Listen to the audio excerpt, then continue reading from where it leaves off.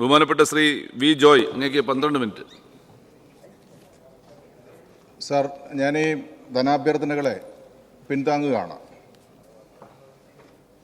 നമ്മുടെ സമൂഹത്തിൽ ഏറ്റവും അപകടകരവും എന്നാൽ മനക്കരുത്തുകൊണ്ട് എല്ലാറ്റിനെയും അതിജീവിക്കുന്ന ഒരു വിഭാഗമാണ് മത്സ്യത്തൊഴിലാളികൾ. അവരെ സംരക്ഷിക്കുന്നതിന് വേണ്ടിയിട്ട് സംസ്ഥാന ഗവൺമെൻറ്റും വകുപ്പും നടത്തുന്ന ധാരാളം പ്രവർത്തനങ്ങളുണ്ട്. അത് ഞാൻ അക്കമിട്ട് പറയുന്നില്ല, ബഹുമാനപ്പെട്ട അംഗങ്ങളെല്ലാം സൂചിപ്പിച്ചപ്പോൾ അത് പറഞ്ഞതാണ്. അവരെ സംബന്ധിച്ചിടത്തോളം 2 കാര്യങ്ങളിൽ നമ്മൾ പ്രത്യേകം ശ്രദ്ധിക്കണം. ഒന്ന്, അവരെ സുരക്ഷിതമായ സ്ഥലത്ത് അധിവസിപ്പിക്കണം. 2, അവർക്ക് സുരക്ഷയോട് കൂടിയിട്ട് കടലിൽ പോയി മീൻ പിടിക്കാൻ പറ്റുന്നൊരു സാഹചര്യം ഒരുക്കണം.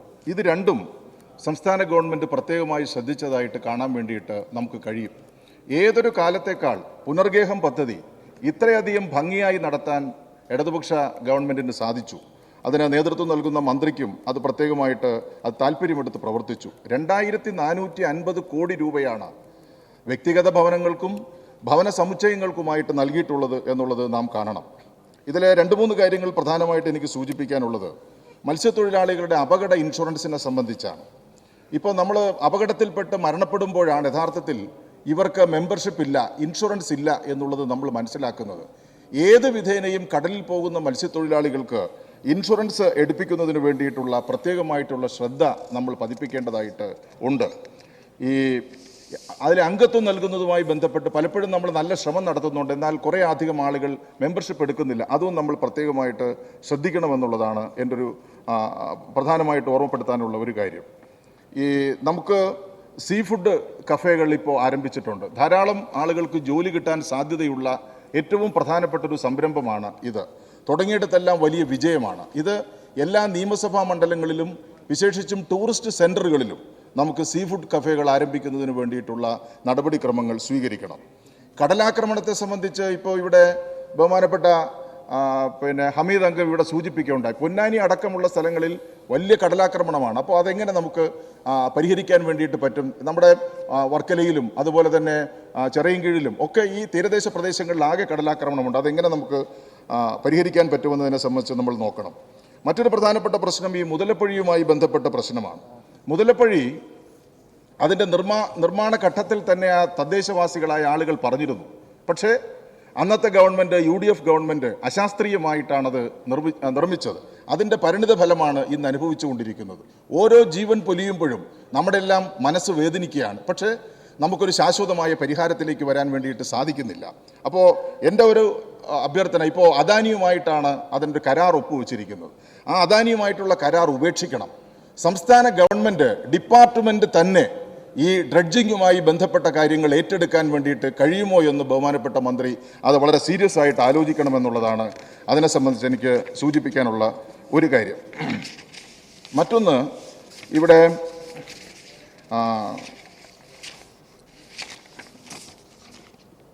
പൊതുഗതാഗതവുമായി ബന്ധപ്പെട്ട പ്രശ്നമാണ്. പൊതുഗതാഗതവുമായി ബന്ധപ്പെട്ട പ്രശ്നത്തിൽ പ്രധാനപ്പെട്ട കാര്യങ്ങളെല്ലാം ഇവിടെ പറഞ്ഞു. ഇപ്പോഴും നമ്മുടെ ചില ആളുകൾ സംസാരിക്കുന്നത് പെൻഷൻ കൊടുക്കാനുണ്ടെന്നാണ്. ഈ കഴിഞ്ഞ മാസത്തെ പെൻഷൻ വരെ കൃത്യമായി കൊടുത്തൊരു ഗവൺമെൻറ്റാണിത്. കുറെ കൂടി ശ്രദ്ധ നമുക്ക് ഈ കാര്യത്തിൽ വേണ്ടതായിട്ടുണ്ട്. മറ്റൊരു കാര്യം ബഹുമാനപ്പെട്ട മന്ത്രിയോട് പറയാനുള്ളത്, ചെറിയ ബസ്സുകൾ നമുക്ക് പരമാവധി വാങ്ങുന്നതിന് വേണ്ടിയിട്ട് ആലോചിക്കണം. ഇപ്പോൾ ഗ്രാമപ്രദേശങ്ങളിൽ ചെറിയ റൂട്ടുകളിൽ ചെറിയ ബസ്സുകൾ ഓടിക്കാൻ വേണ്ടിയിട്ട് നമുക്ക് കഴിയും. അതിനു വേണ്ടുന്നൊരു പ്രത്യേക ശ്രദ്ധ ഇദ്ദേഹത്തിൻ്റെ ഭാഗത്തുനിന്ന് ഉണ്ടാകണമെന്നുള്ളതാണ് എനിക്കതുമായി ബന്ധപ്പെട്ട് പറയാനുള്ളത്. മറ്റൊന്ന്, സാധാരണ നിലയിൽ ബഹുമാനപ്പെട്ട ശ്രീ ഹമീദ് മെമ്പർ അങ്ങനെ ഒരു രാഷ്ട്രീയം പറയാറില്ല. പക്ഷേ അത് ഇന്നിപ്പോൾ ചില കാര്യങ്ങൾ പറഞ്ഞു. ഞാൻ ഒരു കാര്യം പറയുന്നത്, മുസ്ലിം ലീഗിനെ പോലൊരു രാഷ്ട്രീയ പ്രസ്ഥാനം അതിൻ്റെ സംസ്ഥാന പ്രസിഡന്റ് തന്നെ ചില കാര്യങ്ങൾ ഇവിടെ ഇടയ്ക്ക് പറയുകയുണ്ടായി. അത് എത്രത്തോളം ഇന്നത്തെ സമൂഹത്തിൽ, ഇന്നത്തെ സാഹചര്യത്തിൽ ശരിയാണ് എന്നുള്ളത് നോക്കണം. നിങ്ങൾ ജയിച്ചു ഞങ്ങൾ തോറ്റു എന്ന് പറയുന്നതല്ല. കേരളത്തിൽ ഇന്നൊരു പ്രത്യേക രാഷ്ട്രീയ സാഹചര്യം ഉരുത്തിരിഞ്ഞു വരുന്നുണ്ട്. അത് അപ്പുറത്തിരിക്കുന്നവരും ഇപ്പുറത്തിരിക്കുന്നവരും മനസ്സിലാക്കേണ്ടുന്ന കാര്യമാണ് എന്നുള്ളത് നമ്മൾ കാണണം. ഈ തെരഞ്ഞെടുപ്പ് സമയത്ത് മത തീവ്രവാദികളുമായിട്ടുള്ള നിങ്ങളുടെ ചങ്ങാത്തം ഒരിക്കലും നിങ്ങൾക്ക് നിഷേധിക്കാൻ വേണ്ടിയിട്ട് സാധിക്കില്ല എന്നുള്ളത് വളരെ ശരിയാണ്. പിന്നെ ഒരു മുന്നണിയായി മത്സരിച്ചോ എന്ന് ചോദിച്ചാൽ ഇല്ല. അവർ സ്ഥാനാർത്ഥിയെ പോലും നിർത്താതെ നിങ്ങളുമായി ചേർന്നാണ് ഈ തെരഞ്ഞെടുപ്പിൽ മത്സരിച്ചത് എന്നുള്ളത് ഒരിക്കൽ പോലും നിങ്ങൾക്കത് നിഷേധിക്കാൻ പറ്റില്ല എന്നുള്ളത് നമ്മൾ മനസ്സിലാക്കേണ്ടുന്ന കാര്യമാണ്. ഇവിടെ നമ്മൾ ശ്രദ്ധിക്കേണ്ടുന്ന ഒരു പ്രധാനപ്പെട്ട കാര്യം, ഇപ്പോൾ തെരഞ്ഞെടുപ്പിൽ തീരദേശ മേഖല പോയി, തീരദേശ മേഖലയിൽ വോട്ട് LDFന് ഗണ്യമായി കുറഞ്ഞു എന്നെല്ലാം നാം പറയുന്നുണ്ട്. എന്താ തീരദേശ മേഖലയുടെ പ്രത്യേകത? തീരദേശ മേഖലയിലാണ് മതന്യൂനപക്ഷങ്ങൾ കൂടുതൽ താമസിക്കുന്നത്. ആ മതന്യൂനപക്ഷങ്ങൾ താമസിക്കുന്ന പ്രദേശങ്ങളിൽ മോഡി വീണ്ടും ഒരിക്കൽ കൂടി അധികാരത്തിൽ വരാൻ പാടില്ല എന്ന ഏറ്റവും ശക്തമായ നിലപാട് അവർക്കുണ്ടായിരുന്നു. അതിൻ്റെ ഒരു പ്രതിഫലനമാണ് ഉണ്ടായത്. അല്ലാതെ ഇടതുപക്ഷത്തിൻ്റെ ഭാഗത്തുനിന്ന് എന്തെങ്കിലും ഇത് വന്നതിൻ്റെ ഭാഗം അല്ലെങ്കിൽ താഴെത്തട്ടിൽ എത്തിയില്ല എന്നെല്ലാം പറയുന്നതിൽ യാതൊരു കാര്യവുമില്ല എന്നുള്ളത് നമ്മൾ കാണണം. ഇവിടെ ഈ കേരളത്തിൽ 11 നിയമസഭാ മണ്ഡലങ്ങളിൽ NDA മുന്നിൽ വന്നിട്ടുണ്ട്. ഈ 11 നിയമസഭാ മണ്ഡലങ്ങളിൽ NDA മുന്നിൽ വന്നതിൽ 2019 UDF ശ്രദ്ധിക്കേണ്ട ഒരു കാര്യമാണ്. 2019 UDFന് ഈ 11 മണ്ഡലങ്ങളിലും വോട്ട് കുറഞ്ഞിട്ടുണ്ട്. അതിൻ്റെ വിശദമായ കണക്കും കാര്യങ്ങളും എല്ലാം എൻ്റെ കയ്യിലുണ്ട്. പക്ഷേ ഞാനത് സമയക്കുറവ് മൂലം പറയുന്നില്ല. ഇപ്പോൾ ആറ്റിങ്ങൽ ഞാൻ പ്രദാനം ചെയ്ത അല്ലെങ്കിൽ മത്സരിക്കാൻ വേണ്ടിയിട്ട് പോയ ഒരു മണ്ഡലമാണ് ആറ്റിങ്ങൽ നിയമസഭാ മണ്ഡലം. 2019 50,045 വോട്ടുണ്ടായിരുന്നു. പക്ഷേ ഇപ്പോൾ സ്ഥിതി എന്താ? 42,000 വോട്ടായിട്ട് ആറ്റിങ്ങലിൽ കുറഞ്ഞു. കാട്ടാക്കടയിൽ 47,000 വോട്ടുണ്ടായിരുന്നു, 964. എന്നാൽ ഇപ്പോൾ 39,000 വോട്ടായിട്ട് കുറഞ്ഞു. ഞാനതിൻ്റെ ഓരോ വിശദാംശങ്ങളിലേക്കും പോകുന്നില്ല. ഈ NDA മുന്നിലെത്തിയ 11 മണ്ഡലങ്ങളിലും കോൺഗ്രസിൻ്റെ വോട്ട് ഗണ്യമായി കുറഞ്ഞു എന്നുള്ളത് നമ്മൾ കാണണം. കേരളത്തിൽ 140 നിയമസഭാ മണ്ഡലങ്ങളിൽ 96 മണ്ഡലങ്ങളിൽ UDFൻ്റെ വോട്ട് ഈ തെരഞ്ഞെടുപ്പിൽ ഗണ്യമായി കുറഞ്ഞിട്ടുണ്ട്. അത് നമ്മൾ ശ്രദ്ധിക്കേണ്ടുന്ന ഒരു കാര്യമാണ്. 9 ലോക്സഭാ മണ്ഡലങ്ങളിലെ എല്ലാ നിയമസഭാ മണ്ഡലങ്ങളിലും UDFൻ്റെ വോട്ട് കുറഞ്ഞു. തിരുവനന്തപുരം, ആറ്റിങ്ങൽ, കൊല്ലം, മാവേലിക്കര, കോട്ടയം, ഇടുക്കി, ചാലക്കുടി, തൃശൂർ, ആലത്തൂർ ഈ 9 നിയമസഭാ മണ്ഡലങ്ങളിലും പാർലമെന്റ് മണ്ഡലങ്ങളിലും എല്ലാ നിയമസഭാ സീറ്റുകളിലും UDFൻ്റെ വോട്ട് ഗണ്യമായി കുറഞ്ഞു എന്നുള്ളത് നിങ്ങൾ കാണണം. ഈ തെരഞ്ഞെടുപ്പിൽ നിങ്ങളിപ്പോൾ കുറച്ച് അഹങ്കാരത്തോടു കൂടി പറയുന്നുണ്ട് ഇടതുപക്ഷം കുത്തൊലിച്ചു പോയി എന്നെല്ലാം. ഇത് പണ്ട് ശ്രീ ആന്റണി മുഖ്യമന്ത്രിയായിട്ട് വരുമ്പോൾ പുത്തരിക്കണ്ടത്തൊരു വലിയ പ്രസംഗം നടത്തി. എന്താ? 100 വർഷക്കാലത്തേക്ക് ഇനി ഇടതുപക്ഷം തിരിച്ച് അധികാരത്തിൽ വരില്ല എന്നൊരു പ്രഖ്യാപനം നടത്തി. പക്ഷേ 5 കൊല്ലം കഴിഞ്ഞപ്പോൾ ഞങ്ങൾ വീണ്ടും അധികാരത്തിൽ വന്നു.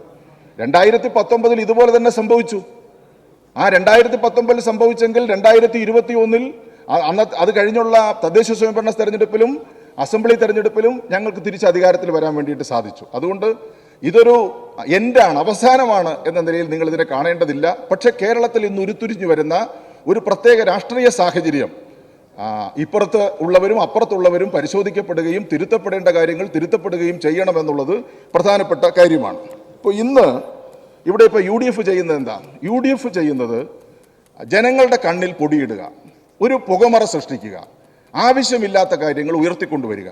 ഇതിനു വേണ്ടുന്ന ഒരു വലിയ പരിശ്രമമാണ് UDF നടത്തിക്കൊണ്ടിരിക്കുന്നത്. ഇപ്പോൾ ഇന്നത്തെ സ്ഥിതി എന്താ? ഇന്ന് ബഹുമാനപ്പെട്ട പ്രതിപക്ഷ നേതാവ് ഉന്നയിച്ച TP ചന്ദ്രശേഖരൻ വധവുമായി ബന്ധപ്പെട്ട പരോൾ ഗവൺമെന്റ് വളരെ വ്യക്തമായി പറഞ്ഞു, ഗവൺമെന്റിന് അങ്ങനെ ഒരു നിലപാടില്ല. അവരെ ശിക്ഷ ഇളവ് ചെയ്യുന്നതിന് വേണ്ടിയിട്ടുള്ള നിലപാട് ഞങ്ങൾ സ്വീകരിക്കുന്നില്ല.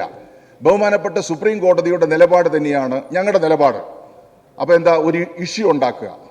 ആദ്യത്തെ ഒരു ഇഷ്യൂ ഉണ്ടാക്കി, ഇന്നൊരു ഇഷ്യൂ ഉണ്ടാക്കി. ഈ ഇഷ്യൂ ഉണ്ടാക്കുന്നതിന്റെ ഫലം എന്താ? ഈ ഇഷ്യൂ ഉണ്ടാക്കുന്നതിന്റെ ഫലം ഇന്ന് വൈകുന്നേരം അന്തിച്ചർച്ച നടത്താം, ചാനലുകൾക്ക് അന്തിച്ചർച്ച നടത്താം. അന്തിച്ചർച്ച നടത്തുമ്പോൾ ഇതൊരു ഇഷ്യൂ ആക്കി കേരളത്തിലെ ജനങ്ങളുടെ മുമ്പിലേക്ക് എറിഞ്ഞു കൊടുക്കാം. അതിനു വേണ്ടിയിട്ടാണ് UDF ശ്രമിക്കുന്നത്. പക്ഷെ മാധ്യമങ്ങൾ അതിൻ്റെ സത്യസന്ധമായിട്ടുള്ള സാഹചര്യങ്ങൾ വിലയിരുത്തപ്പെടുന്ന മാധ്യമങ്ങൾ കുറവാണ്. അപ്പോൾ സ്വാഭാവികമായി അവർക്കും വീണ് കിട്ടിയ ഒരു സാഹചര്യമായിട്ട് ഇതിനെടുക്കുകയാണ്. നിശ്ചയമായിട്ടും നിങ്ങൾ മനസ്സിലാക്കേണ്ട ഒരു കാര്യം, ഇത്തരം തെറ്റിദ്ധാരണാജനകമായിട്ടുള്ള കാര്യങ്ങൾ തുടരെ നിങ്ങൾ ചെയ്തുകൊണ്ടിരിക്കുകയാണ്. ഞാൻ അതിൻ്റെ മറ്റു വിശദാംശങ്ങളിലേക്ക് പോകുന്നില്ല. നിങ്ങളിത് അവസാനിപ്പിക്കുന്നതാണ് നിങ്ങൾക്ക് നല്ലത്. വീണ്ടും പുകമറ സൃഷ്ടിക്കുകയാണ്. എന്ത് ചെയ്താലും ഇടതുപക്ഷത്തിൻ്റെ മേലിൽ പങ്ക്. എന്നാൽ കോൺഗ്രസ് ഭരിക്കുന്ന സംസ്ഥാനങ്ങളിൽ ഓരോ പ്രശ്നങ്ങൾ വന്നാലോ നിങ്ങൾ എടുക്കുന്നുണ്ടോ? ഇല്ലല്ലോ. കർണാടകയിൽ പെട്രോളിന് ഇപ്പോൾ 3 രൂപയും ഡീസലിന് 3 രൂപ 50 പൈസയും കൂട്ടി. കോൺഗ്രസ്സുകാർ എന്തെങ്കിലും പറയുന്നുണ്ടോ? ഇവിടെ 10 പൈസ കൂട്ടിയാൽ നിങ്ങൾ എന്തായിരിക്കും സ്ഥിതി? അപ്പോൾ അവിടെ കുഴപ്പമില്ല, ഇവിടെ കുഴപ്പമാണ് എന്നൊരു നിലപാട് നിങ്ങൾ സ്വീകരിക്കുന്നത് ശരിയല്ല. മറ്റൊന്ന്, ഈ നിയമസഭാ സമ്മേളനം തുടങ്ങിയതിന് ശേഷം നിങ്ങൾ വളരെ ഊതി വീർപ്പിച്ച ബലൂൺ പോലെ കൊണ്ടുവന്നതാണ് മദ്യനയം. ഇല്ലാത്ത ഒരു കാര്യം ഈ നിയമസഭയിൽ കൊണ്ടുവന്ന് പത്രമാധ്യമങ്ങളുടെ അടിസ്ഥാനത്തിൽ ഈ നിയമസഭയിൽ കൊണ്ടുവന്ന് അടിയന്തര പ്രമേയ റൂൾ 50 കൊണ്ടുവന്നു. പിന്നെ അതിനെ സംബന്ധിച്ച് വലിയ പ്രശ്നമായി, വാക്കൗട്ടായി ഇറങ്ങിപ്പോയി. അതും വൈകുന്നേരത്തെ ചർച്ചകളിൽ ഒരു പ്രധാനപ്പെട്ട സംഭവമാക്കി മാറ്റാൻ നിങ്ങൾക്ക് സാധിച്ചു. എന്താ അതിൻ്റെ വസ്തുത? എന്താ? ഇപ്പം നിങ്ങൾ ആ മദ്യനയത്തിൽ ഉറച്ചു നിൽക്കുകയാണോ? അല്ല, മദ്യനയവുമായി ബന്ധപ്പെട്ട് വന്ന വാർത്തയിൽ ഉറച്ചു നിൽക്കുകയാണോ UDF? വിശേഷിച്ചും കോൺഗ്രസ് ഉറച്ചു നിൽക്കുകയാണോ? നിങ്ങൾക്ക് ഉറച്ചു നിൽക്കാൻ പറ്റില്ല. എന്താ കാരണം? മദ്യനയത്തിൻ്റെ പേരിൽ സർക്കാരിനെതിരായിട്ടുള്ള വ്യാജ പ്രചരണം, വലിയ കോലാഹലം നിങ്ങൾ ഉയർത്തി, ശരിയാണ്. പക്ഷേ ഒരു അർജുൻ രാധാകൃഷ്ണൻ, ആരാ? UDFിനോട് തന്നെ ഞാൻ ചോദിക്കുകയാണ്, ആരാ ഈ അർജുൻ രാധാകൃഷ്ണൻ? ഈ അർജുൻ രാധാകൃഷ്ണന് ക്രൈംബ്രാഞ്ച് ഒരു നോട്ടീസ് കൊടുത്തു. ഇത്രാം തീയതി ഇത്ര മണിക്ക് ക്രൈംബ്രാഞ്ച് ഓഫീസിൽ ഹാജരാകണമെന്നൊരു നോട്ടീസ് കൊടുത്തു. എന്താ നോട്ടീസ് കൊടുക്കാൻ കാരണം? നോട്ടീസ് കൊടുക്കാൻ കാരണം ഈ മദ്യനയത്തിൻ്റെ പേരിൽ പണം ആവശ്യപ്പെടുന്ന ശബ്ദ സന്ദേശം പ്രചരിപ്പിച്ച വാട്സപ്പ്, ആ വാട്സപ്പ് ഗ്രൂപ്പിന്റെ അഡ്മിൻ ഈ അർജുൻ രാധാകൃഷ്ണനാണ്. അർജുൻ രാധാകൃഷ്ണനാണെന്ന് എനിക്ക് ശേഷം പിന്നെ ബഹുമാനപ്പെട്ട വിൻസെന്റ് സംസാരിക്കുമ്പോൾ പറയും, നിങ്ങളുമായിട്ട് ബന്ധമുള്ള ആളാണോ ഈ അർജുൻ രാധാകൃഷ്ണൻ എന്ന് നിങ്ങൾ സംസാരിക്കുക, നിങ്ങൾ പറയും. ആ അർജുൻ രാധാകൃഷ്ണന് ക്രൈംബ്രാഞ്ച് നോട്ടീസ്, അല്ല എന്തെങ്കിലും പറയാനുണ്ടോ? എന്തോന്ന്? വഴങ്ങിയിട്ടില്ല, ഞാൻ വഴങ്ങുന്നില്ല. അല്ല, ഞാൻ വഴങ്ങുന്നില്ല, ഞാൻ പറയട്ടെ.